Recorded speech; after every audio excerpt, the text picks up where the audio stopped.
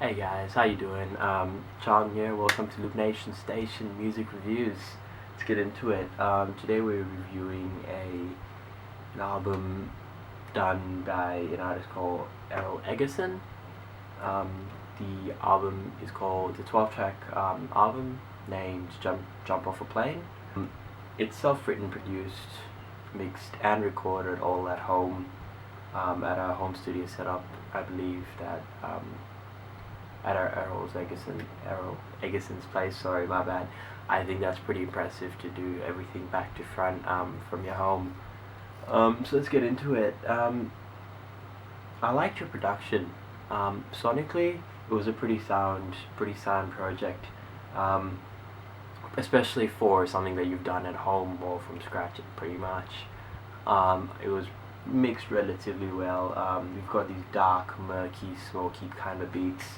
It kind of paints a picture that, to me, your room is like a relatively small, enclosed, no natural light kind of room. That's the idea I get from the sounds of the sounds of your project. Sorry, because my room, this one here, I've only got one window, like one skylight, and that's it. So it gets pretty dark sometimes. Your sonic style is very similar to a producer called Sardes. I've done a review on his projects. I think it was one of the first reviews I've done. I will link you to it somewhere in the description, or if I don't, just send me a PM. I'll check it out. But you should check him out. I think you guys have a very similar sonic style, and you guys just this dark kind of. He's a bit different, but just check him out and see what you think.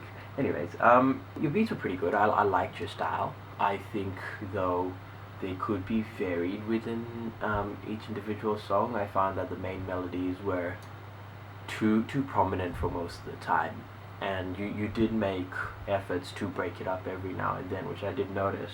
There was songs such as Leave.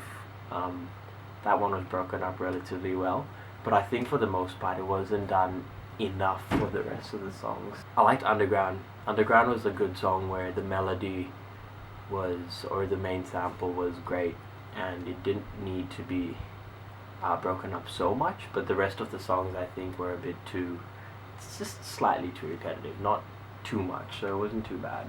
Lyrically, in general, I found this is where you kind of lacked in your delivery.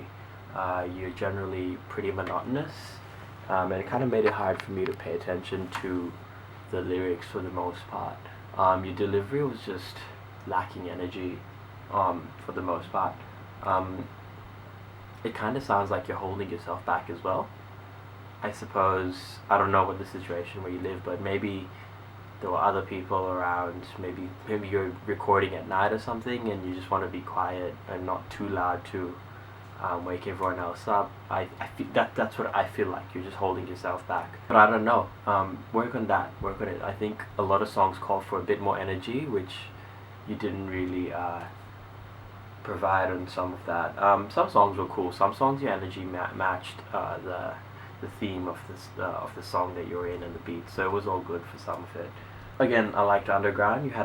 It was a good beat. I don't know if your flow matched that beat, but that could be something just stylistic that I'm not hearing. Although I do think you could have had a bit more energy and a bit of a faster flow on that. So that's brings to the next one. I think your flow needs to be worked on. Your rhyme schemes are pretty repeated throughout the whole project, the whole album. That's not too bad, but you want to vary up your rhyme schemes every now and then.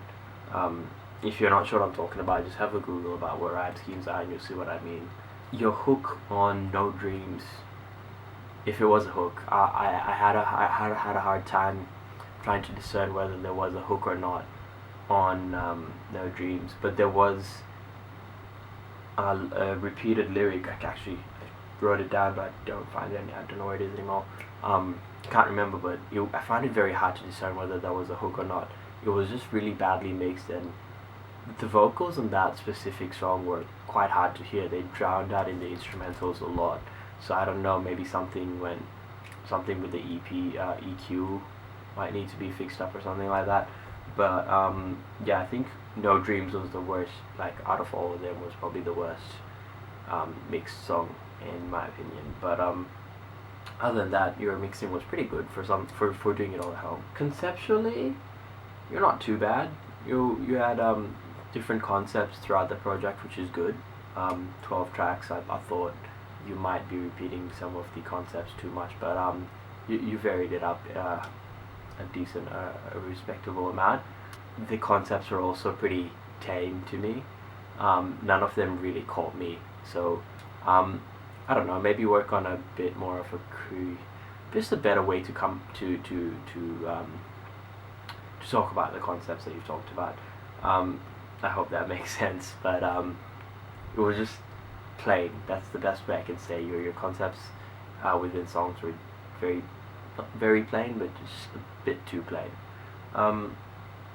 But yeah, look, I mean, that's all I really have to say for your album. I have taken into account that you've done everything all by yourself, which is quite impressive. It's an impressive feat to me. If I had any advice for you,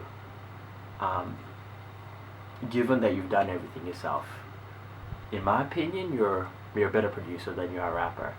You've definitely got potential for producing.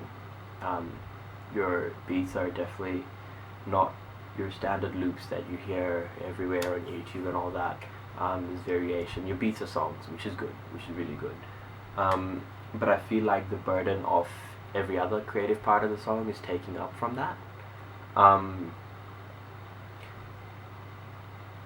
Whether you want to still do production and rapping at the same time, that's up to you. That's fine. Keep at that, and you'll find a way to manage all of it. I just feel like doing everything is a big burden, which is doable. But I feel like a 12-track album is a lot. Is so much for someone to take on themselves. The best advice I can give you is, if you really want to do everything yourself, if you want to come up with the rhymes, the beats, do the mixing and the mastering, that's cool. But I would advise you not to do a 12-track EP, you know what I'm saying? Like, just go with something like 5 or 6 tracks. That way you can focus all your creative energy and your time into 5-6 tracks. I'm almost 100% sure you'll come up with a better 6-track album if you put the same amount of time and energy that you did into this album, but condense it to 6 tracks. And I think you'll come up with you might surprise yourself. That way you can even get more views and listens coming in. Generally with smaller artists, I've noticed if you have too much of an album going, too much of a catalog, people don't know where to start, and they might miss on your best stuff. They might only click on your worst stuff, and you lose a fan there. But if you have 6, you're more likely to click on the better song, you know. More than that, I think 12 tracks was good, but it's a lot. It's a lot. Maybe see how you go with doing just 6 songs, and tell me how you go with that. But yeah, man, that's about all I have to say for this one. Keep doing your thing, man. I'm hoping to see what you come up with next. Thanks for watching.